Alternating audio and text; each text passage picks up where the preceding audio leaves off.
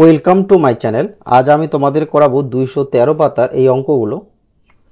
দেখে নাও কি বলেছে। 7 জন লোক 12 দিনে 4200 টাকা আয় করে, 8 জন লোক 9 দিনে কত টাকা আয় করবেন।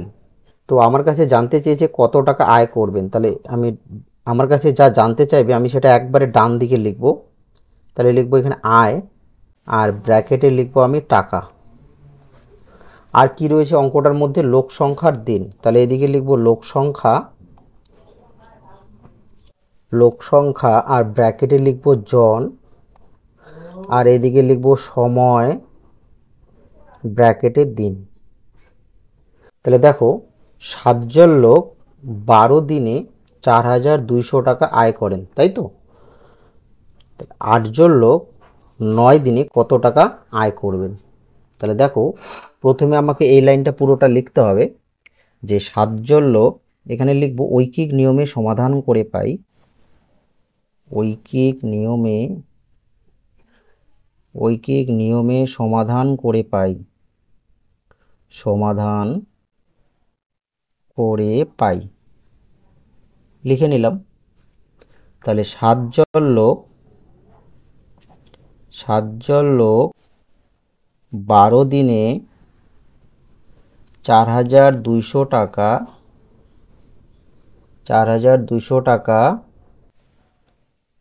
আয় করেন।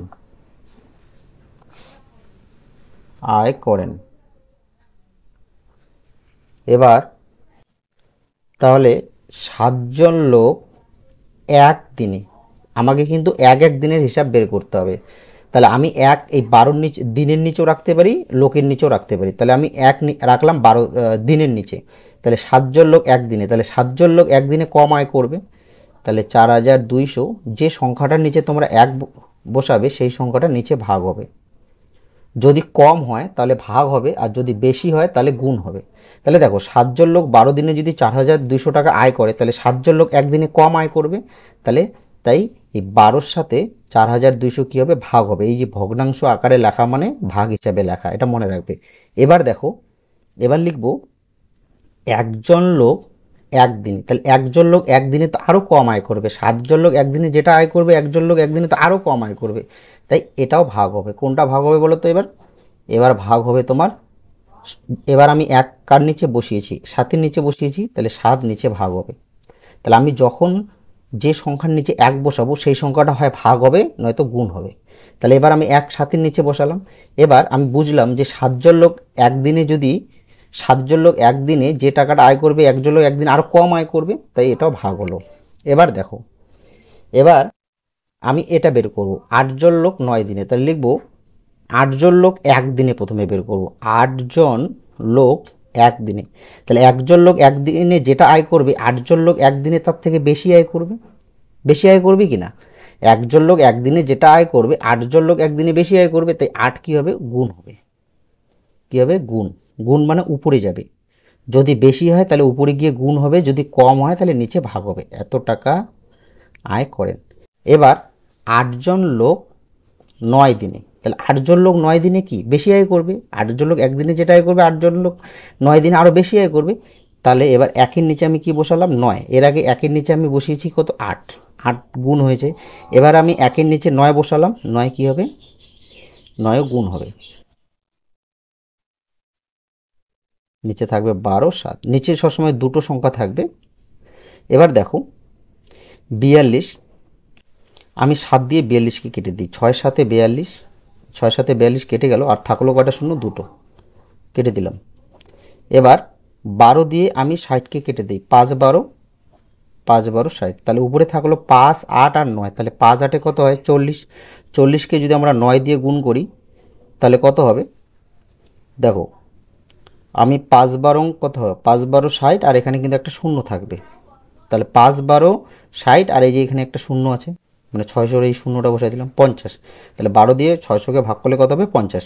এবার উপরে কী থাকলো, 50 8 আর 9। তাহলে 50কে 8 দিয়ে গুণ করলে কত হবে, 50কে যদি তোমরা 8 দিয়ে গুণ করো, তাহলে দেখো 50কে যদি আমরা 8 দিয়ে গুণ করি তাহলে হবে 400, এবং 400কে এই যে 50কে 8 দিয়ে গুণ, তারপর সেটাকে 9 দিয়ে গুণ, তাহলে 9 দিয়ে গুণ করলে হবে 3600। টাকা আয় করবেন। তাহলে 8 জন লোক 9 দিনে কত টাকা আয় করবেন? 8 জন লোক 9 দিনে 3600 টাকা আয় করবেন। এই হলো তোমাদের 1 নম্বর অঙ্ক।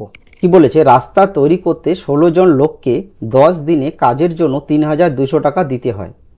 যদি 24 জন লোক 8 দিন কাজ করেন তবে কত টাকা দিতে হবে? তাহলে আমাকে কি বের করতে হবে? টাকা। অঙ্কের মধ্যে কি কি রয়েছে? টাকা, লোক সংখ্যা আর দিন। তাহলে দেখো, প্রথমে আমরা এটা লিখে নেব। গণিতের ভাষায় সমস্যাটি হলো, গণিতের ভাষায় সমস্যাটি হলো, এটা আমরা প্রত্যেকটা অঙ্কতে লিখে নেব। সমস্যাটি হলো, লিখে নিলাম। এবার আমার কাছে কি জানতে চেয়েছে? টাকা। তাহলে আমি এইদিকে টাকা লিখে দিই, টাকা।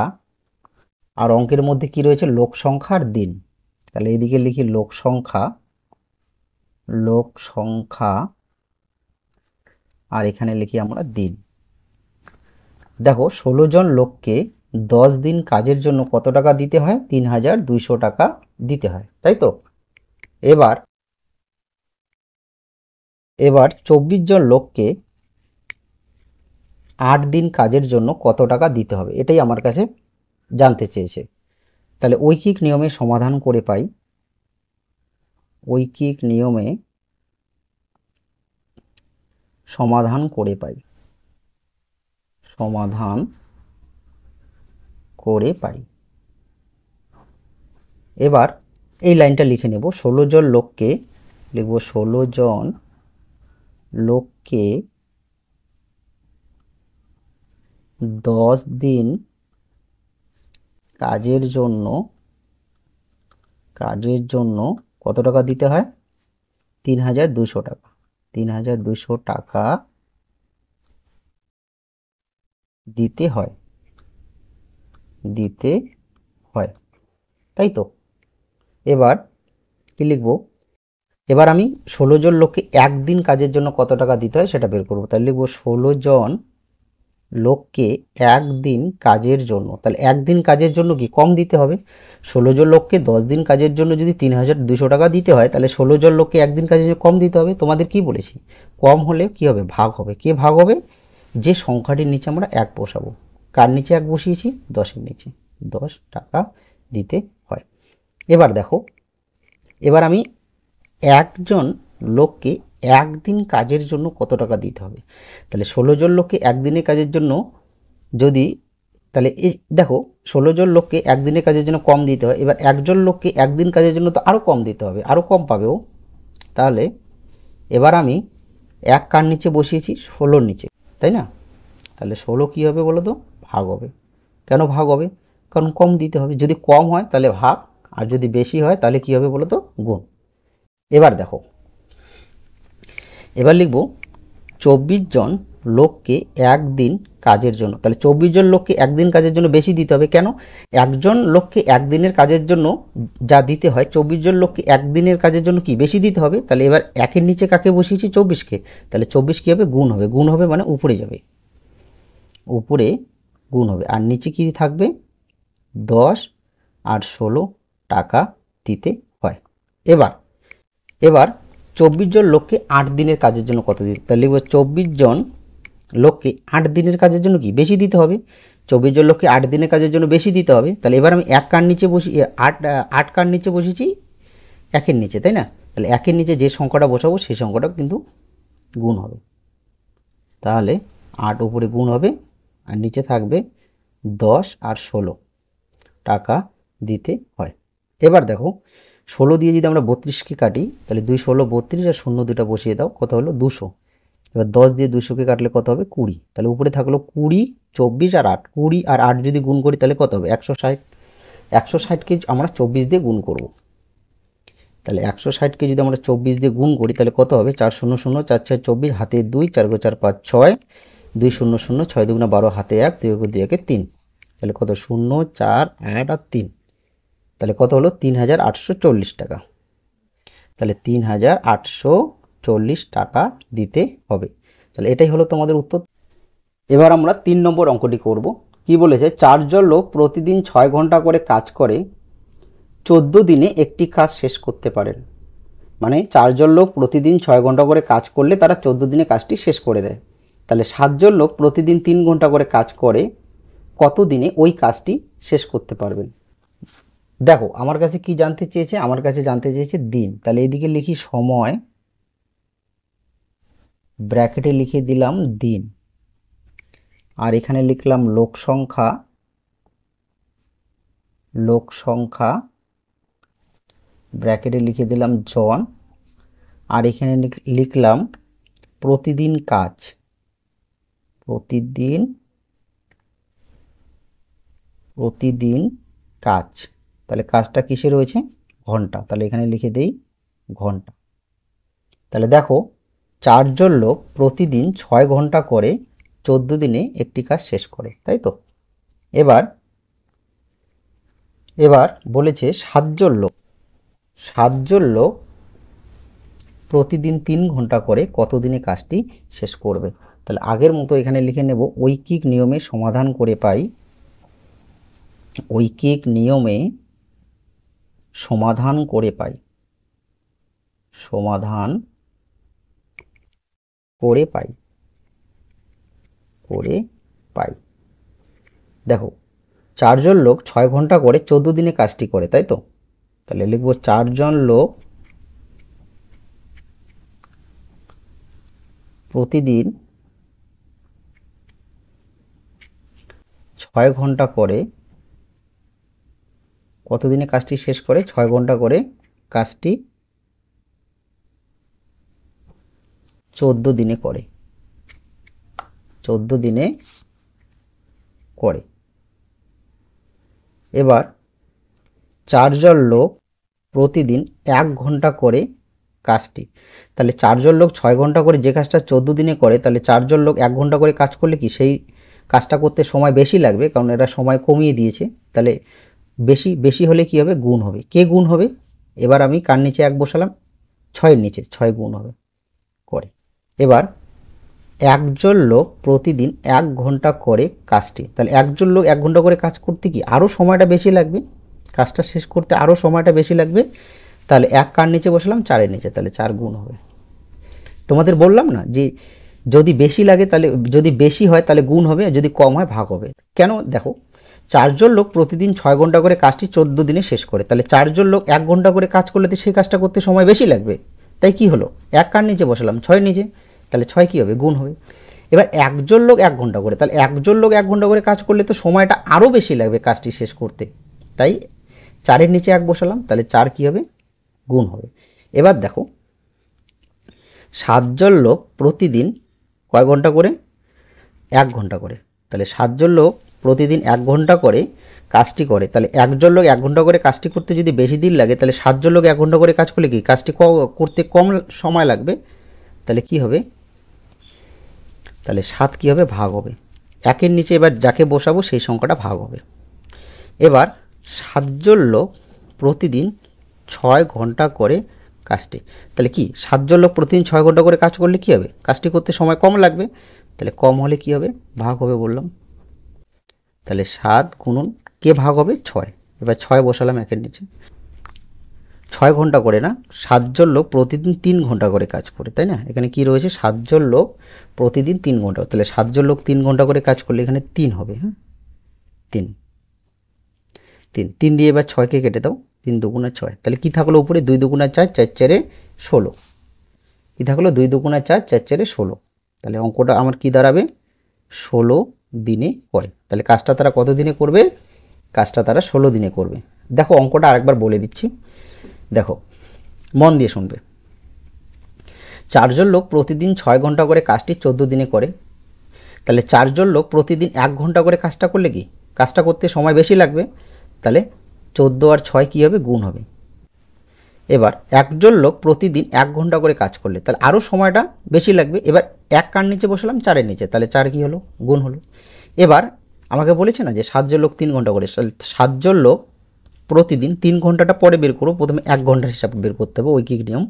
তাহলে 7 জন লোক প্রতিদিন 1 ঘন্টা করে কাজ করলে কি সময়টা কম লাগবে, 1 জন লোক 1 ঘন্টা করে কাজ করলে সময়টা বেশি লাগবে, কিন্তু 7 জন লোক 1 ঘন্টা করে করলে কি সময়টা কম লাগবে, তাহলে কি হলো? 7 নিচে ভাগ হলো, কম হলে ভাগ হবে। এবার 7 জন লোক 3 ঘন্টা করে কাজ করলে আরও সময়টা কম লাগবে, তাই আবার 3 নিচে আসলো, কেটে দিলাম। 7 দুগুণে 14, 3 দুগুণে 6, থাকলো 4, 4 4 16। এই হলো তোমাদের 3 নম্বর অঙ্ক। দেখো এবার আমরা 4 নম্বর অঙ্কটি করব। 14টা পাম্প মেশিন 200 দিনে 28,000 লিটার জল তুলতে পারে, তাহলে 20টা পাম্প মেশিন 125 দিনে কত লিটার জল তুলতে পারবে? তাহলে আমার কাছে কি জানতে চেয়েছে? জল। জল কিসে রয়েছে? লিটার। তাহলে অঙ্কের মধ্যে কি রয়েছে? পাম্প মেশিন, জল লিটারে রয়েছে, আর দিন। তাহলে আমার কাছে জানতে চেয়েছে জল, তাহলে আমি ডান দিকে জল লিখব, আর বাকি দুটো আমরা সামনের দিকে লিখব। গণিতের ভাষায় সমস্যাটি হলো, এটা লিখে নিলাম। তাহলে এদিকে লিখব আমরা জল। জল কিসে রয়েছে? লিটার। তাহলে ব্র্যাকেটে লিখলাম লিটার। আর অঙ্কের মধ্যে কি রয়েছে? Pump machine. পাম্প মেশিন, আর ব্র্যাকেটে আমি টি লিখে দিলাম। আর অঙ্কের মধ্যে কি রয়েছে? সময়। সময় ব্র্যাকেটে আমি লিখে দিলাম কি? দিন। তাহলে 14টা পাম্প মেশিন 200 দিনে 28,000 জল তুলতে পারে। তাহলে 20টা পাম্প মেশিন 125 দিনে কত লিটার জল তুলতে পারবে? তাহলে এখানে আগের মতো করে লিখে নেব, ঐকিক নিয়মে সমাধান করে পাই। সমাধান করে পাই লিখে নিলাম। এবার দেখো কি লিখব? 14টা পাম্প মেশিন 200 দিনে এত লিটার জল তুলে। তাহলে লিখব 14টি পাম্প মেশিন 200 দিনে জল তুলে কত লিটার? 28,000 লিটার। 28,000 লিটার লিখে নিলাম। কি লিখে নিলাম?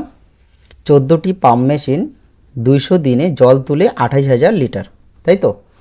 তাহলে দেখো কি লিখব?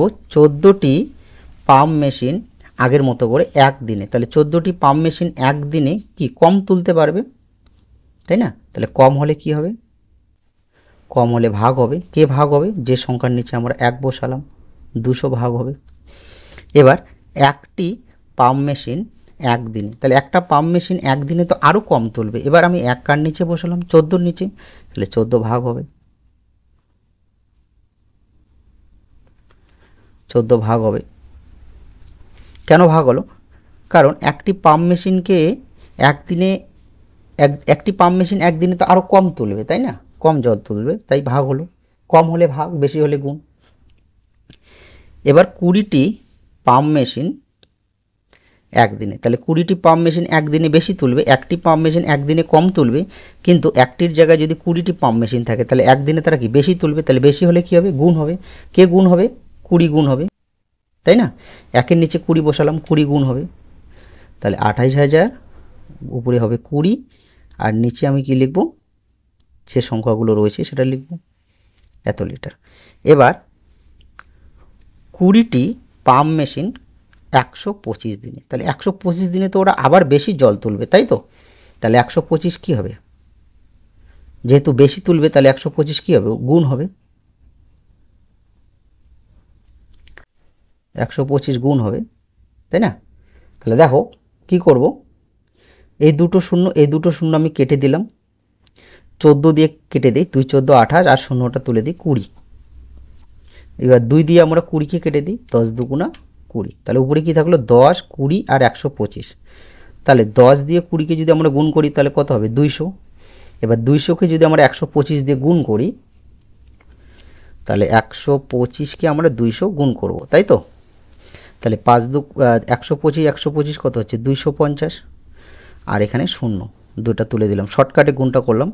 কিভাবে করলাম দেখো, 5 দুগুণা 10-এর শূন্য, হাতে 1, 2 দুগুণা 4 একে 5, 2 অক্ষ 2, আর এখানে শূন্য কয়টা রয়েছে? দুটা তুলে দিলাম। তাহলে কত হলো? 25,000। তাহলে 25,000 লিটার জল তুলবে।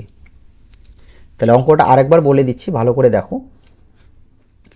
14টি পাম্প মেশিন 200 দিনে জল তুলে 28,000 লিটার। তাহলে 14টি পাম্প মেশিন একদিনে কম তুলবে, এক কার নিচে বসালাম 200-র নিচে, তাহলে কম হলে কি হবে, ভাগ হবে, মানে নিচে বসবে এত লিটার।